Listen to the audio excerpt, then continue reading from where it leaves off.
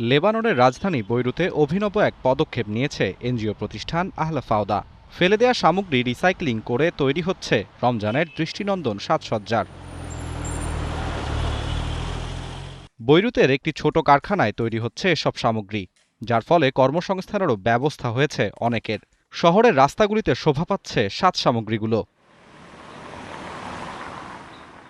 অব্যবহৃত বোতল, পুরনো সিডি, কাগজের বোর্ড এবং ফেলে দেয়া কাঠের মতো সামগ্রীগুলো রিসাইক্লিং করা যায় এমন সবকিছু ব্যবহার করে তৈরি হচ্ছে নানা আকৃতির, নানা বর্ণের সাজানোর উপকরণ। প্রায় ৪ বছর আগে আমরা ইকো হাব খুলেছিলাম, যেখানে লোকেরা ফেলে দেয়া সামগ্রী রিসাইকেলিংয়ের মাধ্যমে নতুন কিছু তৈরি করা শুরু করে। নির্মাণকারী প্রতিষ্ঠান বলছে পবিত্র রমজান মাস শেষে আবার এগুলোকে সংরক্ষণ করা হবে পরের বছরের জন্য।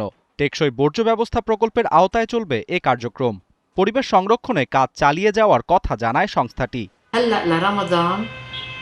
রমজান উপলক্ষে রাস্তাঘাট বর্ণিল সাজে সাজাতে ব্যবহার হচ্ছে আমাদের তৈরি পণ্যগুলো। তবে রমজান শেষে আবার এগুলোকে রেখে দেওয়া হবে আগামী বছরের জন্য। মুসলমানদের কাছে পবিত্রতম মাস মাহে রমজান। সিয়াম সাধনার মাধ্যমে মুসলিম বিশ্বে ধর্মীয় উৎসাহ উদ্দীপনায় পালিত হয় এ মাস। তাই রমজান ঘিরে বৈরুতের ভিন্ন ধর্মীয় আয়োজন যোগ করেছে নতুন মাত্রা। আরাফাত ইসলাম, ৭১।